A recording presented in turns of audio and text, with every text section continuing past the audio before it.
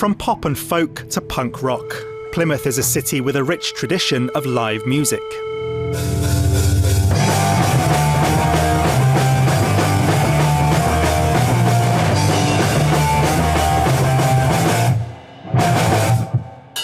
But gig venues are being replaced by cinemas and restaurants, and musicians are getting worried. Times change and cities have to move on, don't they? And you can't kind of fight development and progress in that respect, but you've got to replace what's lost. The council has promised to help, but bands like Dead Frames say they want action rather than words. Most people who've been playing in bands for a long time in this city have heard it before. I'll wait and see, and I hope this time's different, but as long as there's cash to be made by knocking a venue down to build more things that are going to make the council money, they'll do it. So I'm not holding my breath for it. Over the last few years, several of the city's popular live music venues have closed their doors, including White Rabbit, Voodoo Lounge, Good Companions and The Hub. Guitarist Jill, who has been playing in Plymouth for 40 years, says audiences' habits have changed. In the sort of late 70s and 80s, you would turn up at a venue knowing there would be 30 to 50 people just there.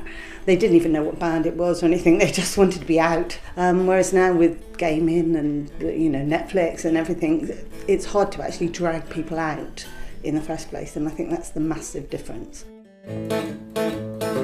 It's the same as a football match or anything, you can watch it on TV, it's great, the Grand Prix, great, but you don't get the noise, you don't get the atmosphere, you don't get that camaraderie of people who are all wanting something to be good of that night.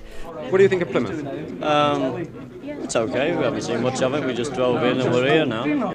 After all, this is the city which welcomed the Fab Four at the height of Beatlemania, where bands like Muse and Oasis cut their teeth before rocketing to stardom. The council argues that big commercial developments like the Barcode in Brettonside are not incompatible with a thriving underground music scene. Now promoters are fighting back, with a series of free gigs later this month. We've put on 15 shows in 16 days with as many local bands as we possibly can.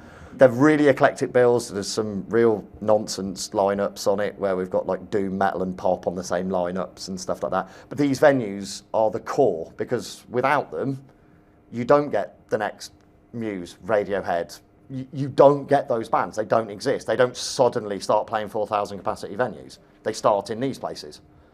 That's how it happens, and without them, it's over. Not finished yet! Not finished yet? Not by a long stretch. For those who are prepared to rock, there's plenty of life left in this musical city. Sam Blackledge, ITV News, Plymouth.